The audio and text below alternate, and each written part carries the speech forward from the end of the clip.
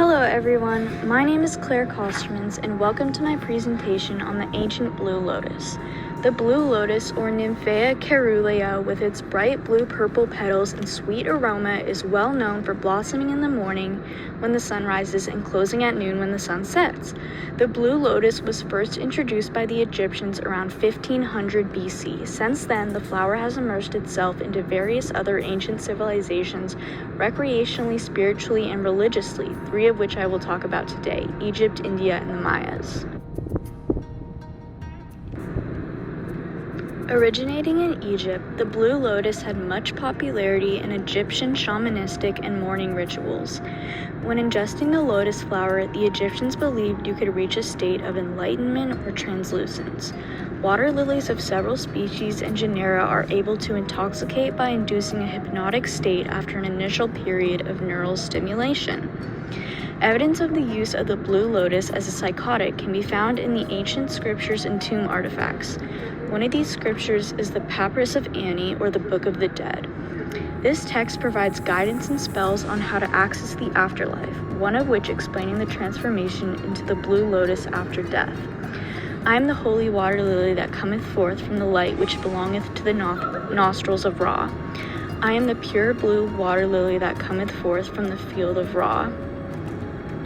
The lotus was thought to be a symbol of rebirth, reincarnation, and death, which is why it was used so frequently in funeral settings. One of the wall paintings discovered inside the tomb of Nebamun depicts a garden and in the center a pond filled with birds, fish, and blue lotuses. These so-called ponds and swamps were seen as a place of regeneration and fertility in Egyptian mythology, which is why the presence of lotuses would make sense.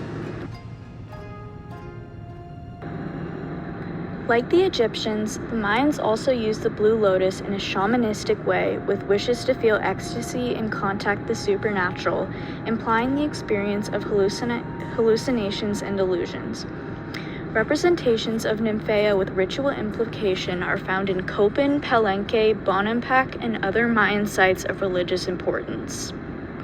Both civilizations have left us cryptic messages implicating water lilies in priestly ritual and ecstasy. Bonampak, in specific, was home to many artifacts depicting the lotus, such as wall murals and ceramics. One of the ceramics I found was an incensario of a seated figure. The figure sits with a lotus flower sprouting up from their headpiece. Incensarios were very important during burning rituals, and with the design of the lotus, you can infer that this incensario could have been used to smoke the blue lotus as well as other mind-altering substances. The Mayans also had written records called the codices. One of the codices, the Dresden Codex, illustrates the lotus in multiple Mayan hieroglyphics. Within the illustrations, you see the water lily jaguar, or the god of the underworld, which holds consistent with the lotus's association to the afterlife. On page 10 of the codex, there's a figure holding a lotus flower almost as an offering to a higher-ranked official, signifying that the lotus was a highly cherished and valuable plant, as seen in the bottom right.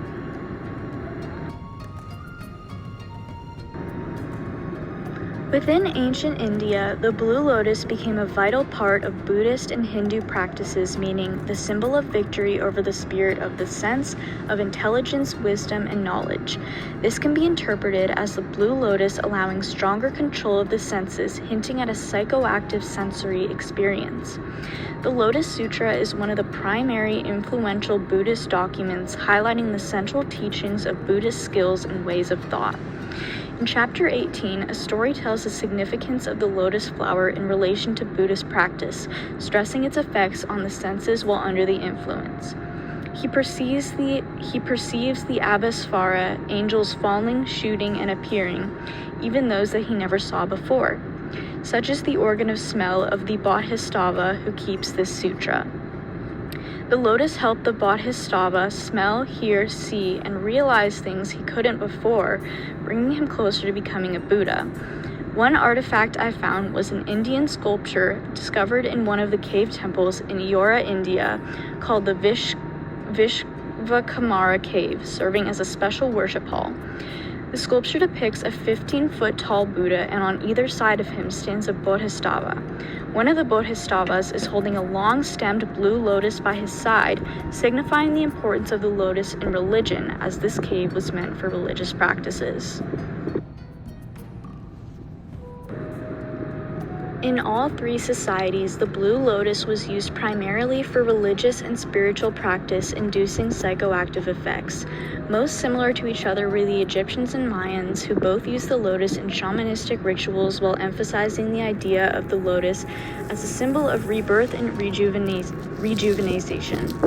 The Indians, on the other hand, used the lotus to gain higher access of their senses in Buddhist and Hindu rituals.